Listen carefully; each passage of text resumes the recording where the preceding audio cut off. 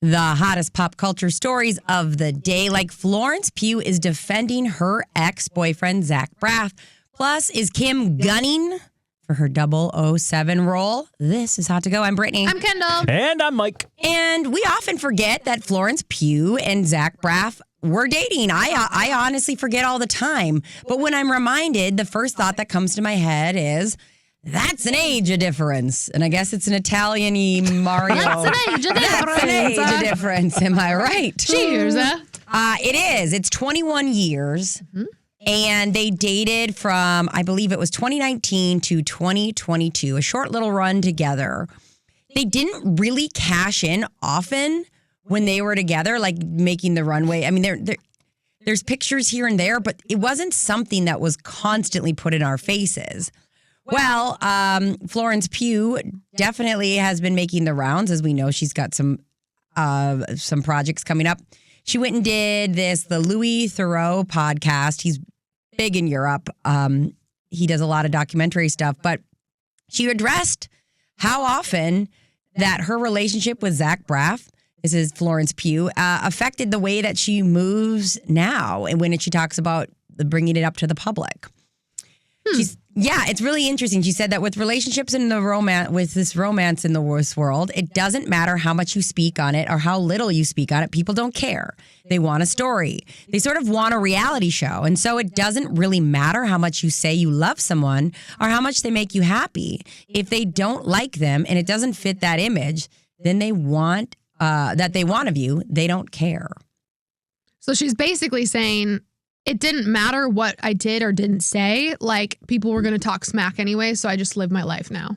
Yeah, and in that constant talk around, hey, that age difference is so big that there must have been this like kind of abuse of power, or he was such a great actor and she was kind of going for more acting roles. But she was saying that that's not what our relationship was. She said, I'll always defend people that I love. I will always stand up for them. If there needs to be a reset and a bit of a smack on the wrist, I will do that because it's not fair that so much of your life gets to have jabs. I think what's funny to me, I don't think like 21 years is that huge. I don't know. Am I crazy? Like, I don't think that's that wild. Yeah, you're crazy. And she is someone who is so mature in everything that she does, like how she speaks, how she dresses, what her attitude of like, I don't really care about anything. Yeah. It totally makes sense to me that these two humans would date. You're right in the way that there are people in my life I've met who I find out their husband is older or their wife is older or whatever, or younger or whatever. And I go, yeah, that makes sense for you. Mm-hmm. But Kendall, Mark, if I came in here with somebody who was 60 years old. I mean, if they're like a young 60, I don't know. But I don't think that's my personality. Like when I think of somebody, shouldn't say never, but can't imagine a world where me and a 60-year-old have all that much. So for me, when I think about me dating somebody 21 years older, is insane. I'm not mature for my age. I'm not mature for anyone's age. I envision you more bringing in like a 27-year-old and me going, so he's 27. I'd say, I know, isn't it great? You're like, but I am Gen Z. Didn't you know? I'm a teen mom. I tell you that all the time. Like, well, then I'm Gen Alpha. I don't know. What do you want me to say? Okay. In that same vein, I would say this, Kendall. I think you could skew 21 years older and it wouldn't. I don't think I'd bat an eye at that. No. I don't think I would either. I mean, I've always dated someone at least, except for like high school, where it's a big difference, right? Yeah. But after high school, like into college, it was always someone that was at least 5-ish years older than me. And I remember like when I was 20, I was dating a guy who was 32. Got a little weird trying to go to bars, but that's a different story. Yeah.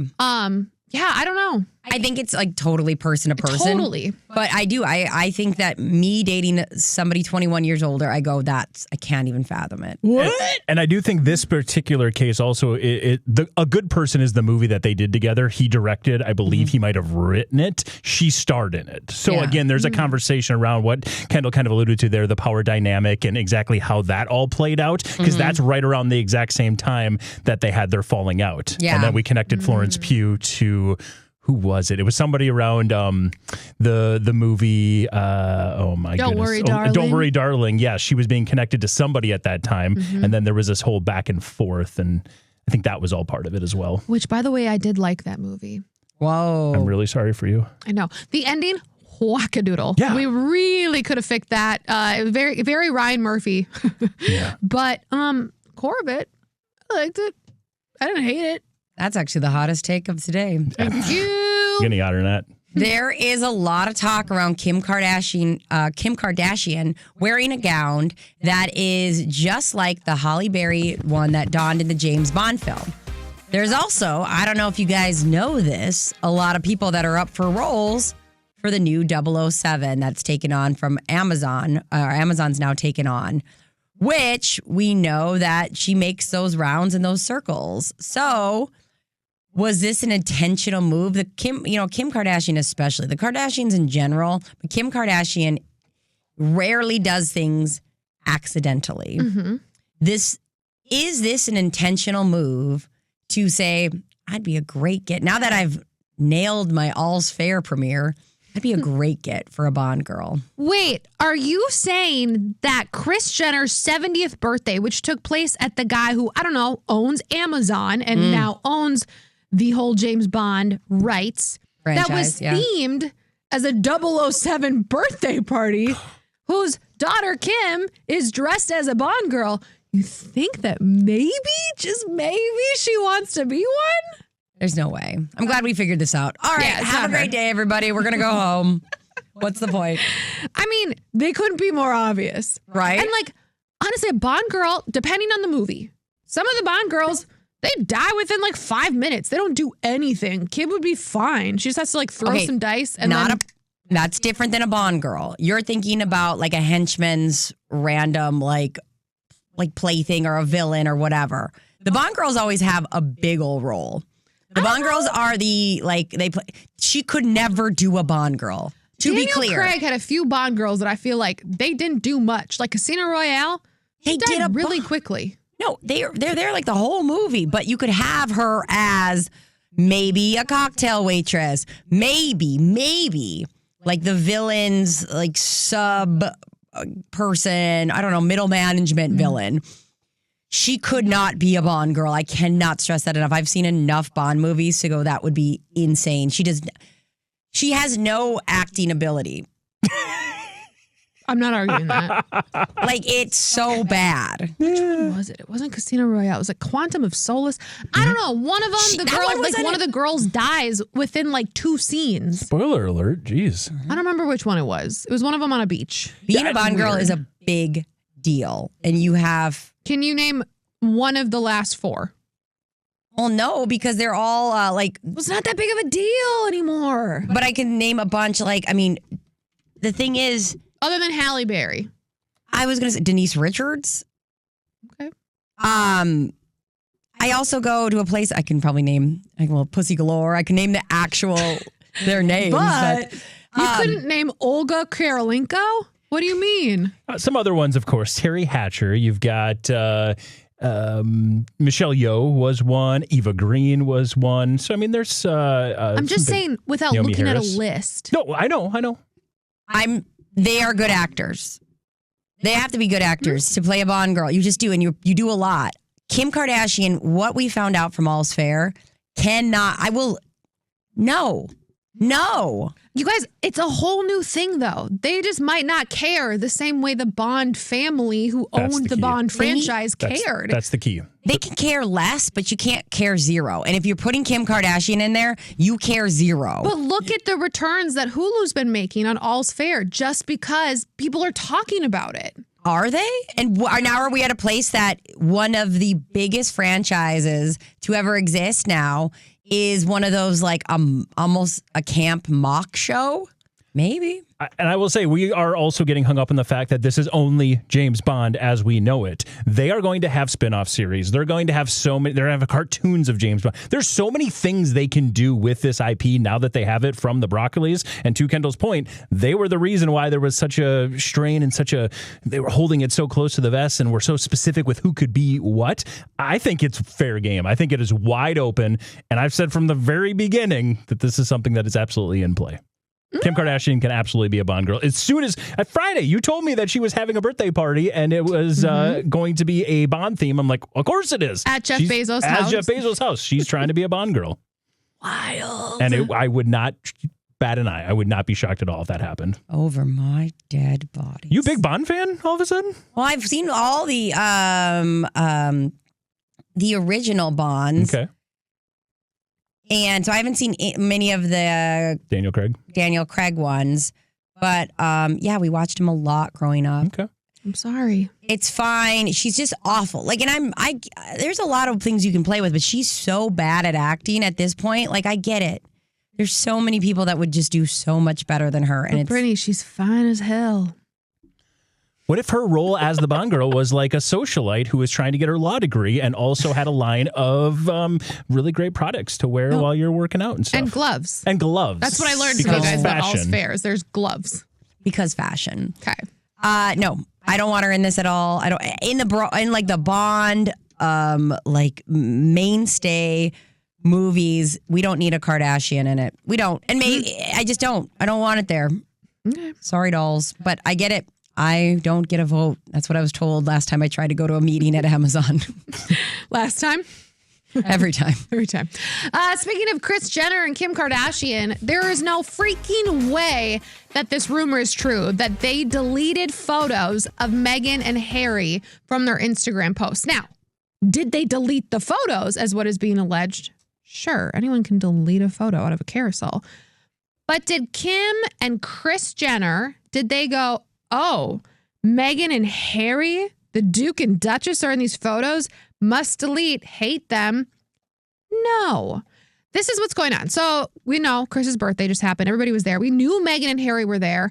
I think that these photos that at one point were on Instagram on carousels on both Kim Kardashian and Kris Jenner's pages, I believe that once news got out that the cops had been called, Meghan and Harry's camp called up the Kardashian Jenners and said, hey, we can't really be associated with cops being called on a party. Do you guys mind deleting these photos? And they were taken care of.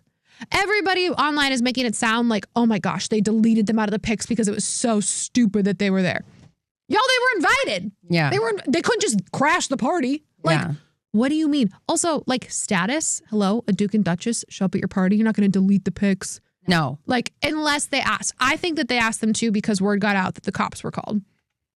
I could see that. You know? And their press is, their PR is still from the world of the royals. Like, we don't know how this is going to pan out, but we don't want to be associated with this. Mm-hmm.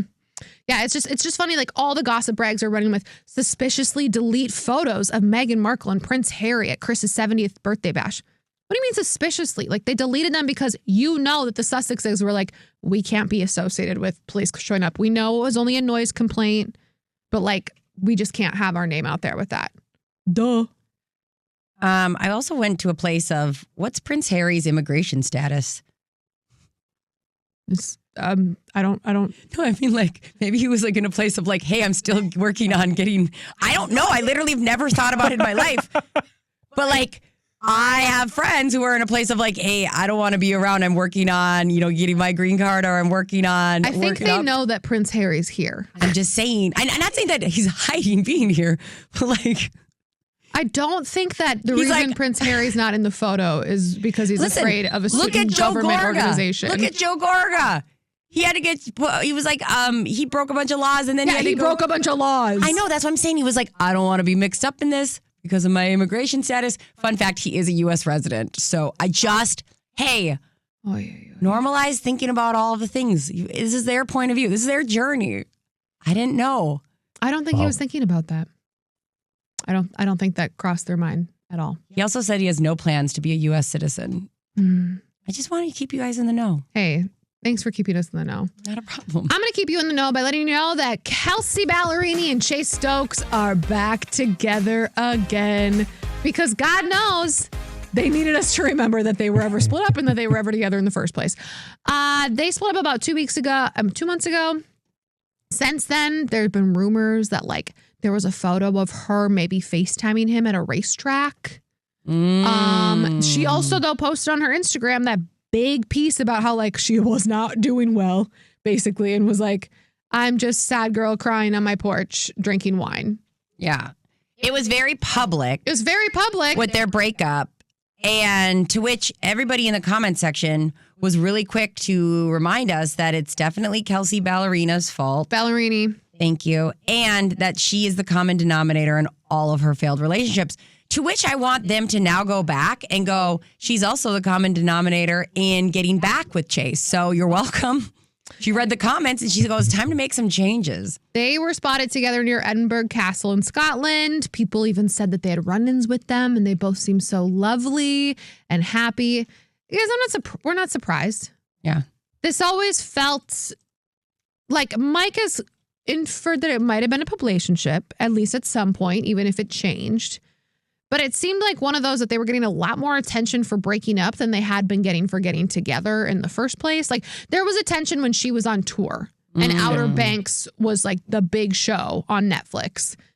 Then people were talking about them and suddenly we weren't. And now we're talking about them again because they broke up and now they're back together. Kelsey Ballerini, her PR team is sensational. Like she has been on shows as a judge, as a guest, as a super mentor. She, I believe, has been seen from a celebrity standpoint, and correct me if I'm wrong, Kendall, you're more in country music than I am, then her country music status would, I think, dictate she should be. People would know who Kelsey Ballerini is or like look at her or be like, she's on The Voice, to your point, and would not know who Lainey Wilson is. Exactly. Who is like far more acclaimed when it comes to actual music and country. Perfectly said. Yes, I totally agree. So they're very, very good from the PR standpoint of getting her name out there. And I think this was a very strategic move of being like, yeah, nobody's talking about Chase Stokes or Kelsey Ballerini. What if we break up and then get back together? Everyone will be talking about us. Oh my God. And I ate it up. Hook, line, and sinker. Yeah. Got that thing stuck in my mouth. Hook, line, and sinker. And I ate it up. Hook, line, and sinker. That was the catchiest thing I've ever heard in my life. The song or the phrase? The way that you said it was like, and I ate it up. Hook, line, and sinker. Thank you. Can we put that on my tombstone? Yeah, I guess it makes it sound like you had poison. Like it sounds like you died of poison. That's fine. But like put a button on it like they do in children's books so it's you guys singing it. Mm-hmm. Yeah. I loved it. Cool. I will be singing that for, you guys know me, 6 weeks. Same. I'll have that in my head for 6 weeks. That was perfect. You're welcome. Okay, we've got Sydney Sweeney out there in these streets, possibly Pauline Coppola. Hey guys, you just don't get it. Christy is a great movie. Well, kind of. We've got Sydney Sweeney talking on the movie Christy. As we know, Christy is not having a great weekend. To be said, it's actually having the worst weekends of all time for a film opening past to the thousands in theaters. Pulling in a shockingly low $1.3 million. This is the Smashing Machine. And Christy. I'm sorry. The Rocks was the Smashing Machine. Suddenly looks like yes. I'm so sorry. I looked at the quote. Yeah, Christy. So she came out on Instagram, and you could tell it's like I don't care. This movie's great. She said, I'm so deeply proud of this movie. Proud of the film David made. Proud of the story we told. Proud to represent someone as strong and resilient as Christy Martin. ... For anyone who saw it, felt, and believed and will believe in this story for years to come, if Christy gave even one woman the courage to take her first step towards safety, then we have succeeded. So yes, I'm proud. This is one of those quotes that are the things you go, yep, I think you're doing that thing where you're like, we can all acknowledge this movie's not doing great financially. Mm-hmm. But I should still get nominated for an Oscar. Did they really think this movie was going to blow up in theaters, though? No. I know, it's just not the vibe. They didn't. No. Like, I don't even know. Is she defending it because of public perception? Because she hasn't... She didn't feel defending American Eagle and jeans. She didn't feel like defending any relationship she's potentially wrecked or been a part of. But she's, it's just weird to me that this is where she's like, this is where I stand. I'm finally ready to comment on this. Like, what? But you guys don't get it because it's about resiliency. It's about women. And she might be right. I haven't seen Christy. It could be amazing. Of the people who have seen it, 97% on Rotten Tomatoes. People seem to love it. What are we at for how many people are? 66% from a critic's standpoint, but over 1,000 people have voted on it. From That's an what I was wondering. Standpoint. What were the numbers at? So great. People are seeing it and saying it's good. It might be a slow burner. Well, that happened a lot with things. Maybe, hear me out, as you do a limited run and you have that pretty quick on streamers and helps you kind of alleviate some of the financial burden. This movie has already made its money back. Because it was what, 40 million? million? It was 15 million. Okay. Then they said the marketing was a little bit more than that, but based on the distribution sales, and the reason why she's coming out, you're asking why she's talking about it, is because there is a groundswell of people on social media right now saying that she only makes flops. That she cannot make a successful movie. It's taking the last 3 movies that were released, Eden, Americana, and Christie, and saying all of them were flops. All 3 of those movies I just mentioned were art house type films. They were all movies that were made with a not massive budget in an attempt to make a good movie, not make a blockbuster. Yeah, but so was The Way of Water, and that movie sucked. It won all of the Oscars. Like, it doesn't mean it's a good movie. Sydney Sweeney. Well, here's the thing. She's about to be okay because she's going to tip the scales quite a bit with The Housemaid. So she's fine. That's true. Being a popular movie. And the movie, again, might suck. But people are going to go to it. It's got Anne Hathaway and her. I've already seen, or I'm not Anne Hathaway. Who is it? It's she Amanda sings. Seyfried. Thank you, Yes. Amanda Seyfried. I've seen the trailer for this. Even if, the trailer looks so freaking good because these 2 women are phenomenal. Yeah. I mean, Sydney Sweeney is a phenomenal actress, and this will be her big blockbuster to get those people to shut up. But yeah, it's giving a little bit of like, I don't care if you think it's bad, I made a good movie. Or I don't care if it's not financially doing we thought it maybe would. But again, I don't think they thought it was going to do that. And they've actually already made their money back just selling distribution rights across the world. So my biggest pushback, I think, on this and the fact that I kind of believe in her, I'm not a big Sydney Sweeney stan by any standpoint, but this idea and this narrative around that she only makes flops is ridiculous because you're basing it off of 3 movies that were all not necessarily expected to do well in the box office sense. Mm-hmm. And then there's Madam Web. That's the other one that everyone's like, oh, it was an absolute bomb. Well, that was Dakota Johnson. That was a marketing disaster. And it was also from Sony's Marvel Universe that we knew was going to be horrible. Don't bring Dakota into this. You know how Brittany and I feel about Dakota Johnson. Well, how did you feel about her when she was advertising a movie and literally saying how terrible it was while she was doing press for it? I loved it. Well, we loved it. It ain't going to sell any tickets. We ate it up. I loved it. I love the honesty. I love her. I love her. Okay, but Mike, I will say this.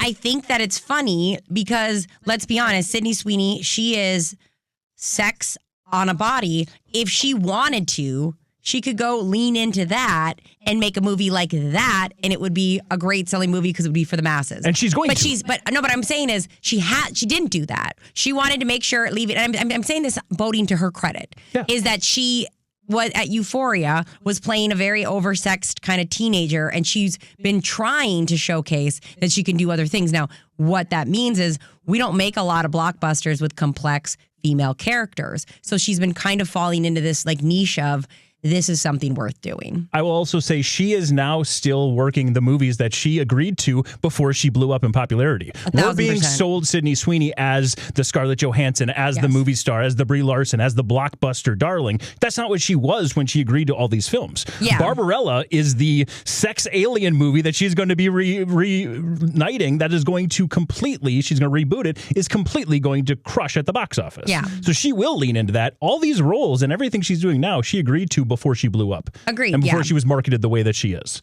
No, and I think that's the part where she's still kind of being served discredit by saying, oh, you can't do anything at the box office. She doesn't make box office movies. It was still a flop. And Housemaid is going to kill. We'll see. I know it will. I mean, it's the whole women are going to flock to that and just like Rita McFadden, people love her. They love her. They love that author. If you love Hot to Go as much as Mike loves Sydney Sweeney's career, please I like, do. subscribe, all the things, and make sure you send it to a friend.